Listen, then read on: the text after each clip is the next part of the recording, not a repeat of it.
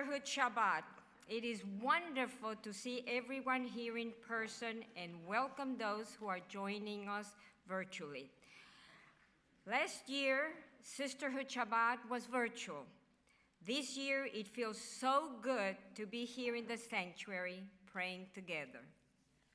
And thank you to all our Sisterhood members who are participating in this special Shabbat service tonight.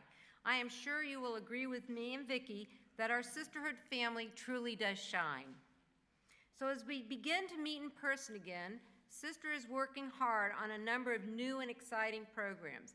We will be reaching out to all of you and hope you will join us on a number of our upcoming events.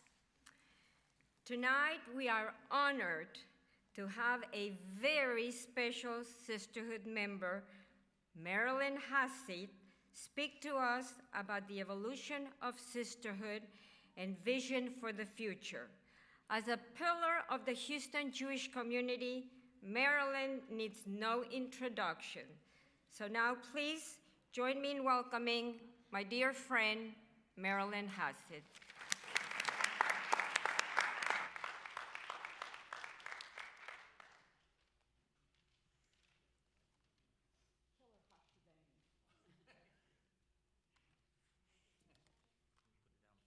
Thank you. There we go. You know my appreciation for Chazanut. Shabbat Shalom. Barbara, Vicki, thank you very much for inviting me to deliver tonight's message in celebration of Sisterhood Shabbat. On a personal note, Vicki and Michael Richger were by my side in support of all things arts and culture during my years with the Evelyn Rubenstein JCC. As with everything they touch, they contribute energy, time, love, and treasure. So when one of them calls you, you say yes. October 1964. We had been living in Houston for 2 years. As soon as we moved here, we joined Beth Yeshurun, as it was similar to our conservative shul in Kansas City, Missouri. There were a few differences. The organ was shocking. We learned to settle into our new Jewish life here, but there were a few traditions we brought with us that we were passionate about. In Kansas City, bat mitzvah girls wore small white knitted yarmulkes, that's what we called them back then, with delicate gold trim. That was not allowed at Beth Yeshurun. We thought a bit of change wouldn't hurt anything. In fact, it might inspire other girls who followed me. We had to get permission from the ritual committee. And there was another thing. Beth Yeshurun had a tradition where bar and bat mitzvah kids entered the main sanctuary from the rear and with great fanfare, accompanied by music, walked down the central aisle to the bima, escorted by their friends. Boys marched with boys, I see, girls marched with girls. Well, at the time, I had more Jewish guy friends, and what's more, I thought boys in dark suits would look much better than girls in a bunch of different colored dresses. So, never afraid to speak up, my mom pleaded my case to the ritual committee, and I received permission to wear my yarmulke and have my Jewish guy friends escort me to the bima. Oh, and I wanted to sing something extra, not just the designated prayers of the Friday night service, Me'ah Piskat Har Hatzofim, from the summit of Mount Scopus, a plaintive song popular in the day, remember it was 1964, that speaks to our yearning for Jerusalem, for peace, and for rebuilding. Israel was important to our family. Moreover, it was a song we regularly sung on Friday nights at our shul in Kansas City.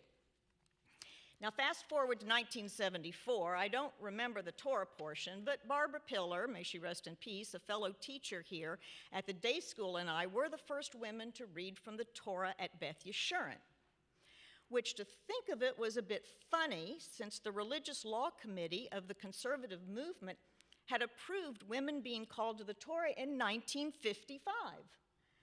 Maybe like the Emancipation Proclamation, word of liberation moved slowly to Texas. I'm sharing my story to illustrate the trajectory for women in the conservative movement, and specifically Beth Yeshurun. Described as historic, we will soon be welcoming our first female cantor, joining Rabbi Fort. I believe only the second female rabbi to co-lead our congregation. How far we've come in so many areas of our cherished Beth Yeshurun. Now, first established nationally in 1980 by Matilda Schechter, wife of Solomon Schechter, president of the Jewish Theological Seminary, the National Women's League of the United Synagogue, now the Women's League for Conservative Judaism, acknowledged the special role of the mother in fostering home and synagogue Jewish life. It was dedicated to service to synagogues, service to Judaism and its movement, and service to American and world Jewry. The Women's Auxiliary of Adath Yeshurun was formally organized into a Sisterhood of Adath Yeshurun in 1925.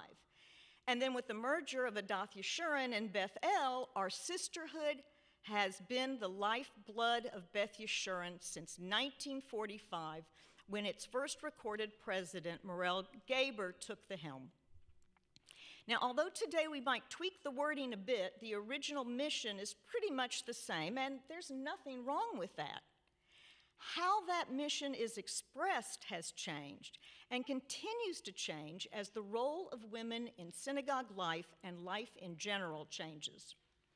More women are in leadership roles at synagogues, serving as presidents, board members, and committee chairs. With the growth of the day school movement, mothers tend to focus their volunteer energy at their children's school. Many are working mothers, so they are selective, choosing their synagogue involvement that best fits their busy schedules. Now, according to my sisters, Barbara and Vicki, some women prefer daytime and social events. Others, primarily younger women, prefer evening gatherings with a social action focus. All lean toward hands-on programs. Now, outside the synagogue, there are so many ways to get involved in the Jewish and greater community. Young women, and I define young as 30s to 50s, not only seek to find purposeful and meaningful ways to make a difference, but many also seek opportunities that provide personal growth and development.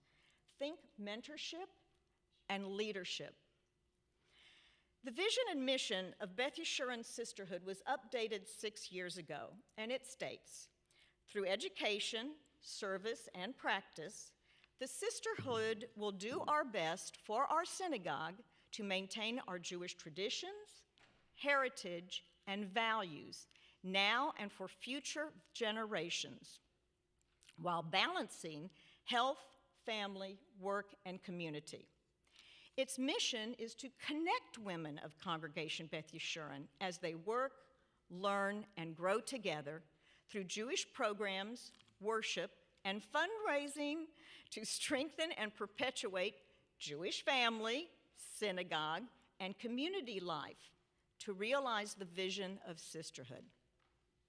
These words ring familiar to the original mission written by Matilda Schechter. Now, sisterhood is a powerful word that speaks boldly to the bond women share and the impact that together they can make. Sisterhood also invokes expressions of personal growth. Some of us can reflect back to the 60s and 70s when sisters gathered together in consciousness-raising groups to tackle a multitude of issues, at the same time working on our own personal self-growth. Some synagogue sisterhoods are changing their name. I prefer to think about how we can enhance the power sisterhood represents, and that's sisterhood with a capital S. In a recently released book entitled Warm and Welcoming, How the Jewish Community Can Become Truly Diverse and Inclusive in the 21st Century, a book in which I'm honored to have contributed a chapter, Rabbi Mike Urim, former Hillel rabbi for the University of Pennsylvania, writes about achieving change and growth in our organizations. He suggests looking differently at the theory of change that assumes that if we strengthen the organization, then we can build community and impact individuals. Rabbi Urim suggests we reverse that model by creating transformative Jewish experiences for individuals that will in turn strengthen the organization. Spend less time on the organizational health and more time focused on fulfilling the mission. Now, this might inspire us to bring to the table sisterhood members and those who are not members, representing different ages and lifestyles, to talk about sisterhood, to learn from them what might inspire them to be more engaged. Is it leadership development? Is it mentorship, either for them or by them, and paired with synagogue committees? Are there areas in the synagogue sisterhood could partner with? For example, creating a trained docent team for the Kaplan Museum, or being part of a group planning future synagogue remodeling projects? How about stronger ongoing messaging about sisterhood? We love Beth Yeshurun tuna fish and appreciate our luncheons, but do the bar and bat mitzvah families as well as other celebrants realize that our kitchen is fueled by funds raised by sisterhood? Is the congregation aware that when a new piano appears or some other special piece of equipment, it's often acquired due to the generous spirit of the sisterhood? Next week, we celebrate Purim. We learn about Vashti, who stood up to her husband, the king, refusing to be used by him for his and his guests' entertainment. We celebrate Esther, who, although reluctant at first, daringly steps up to save her people. These two women were activists in their time, and sisterhood members have been activists all of their time. Our sisterhood is no different. I am confident that the Sisterhood of Beth Yeshurun can continue to strengthen and broaden its position within the synagogue, mentor future leadership, and serve as activists both within these walls and in the greater community. Oh, and yes, for my bat mitzvah, not only was I able to sport my white yarmulke and be escorted down the aisle by my Jewish guy friends, I did get permission to sing that beautiful Hebrew song. Shabbat Shalom.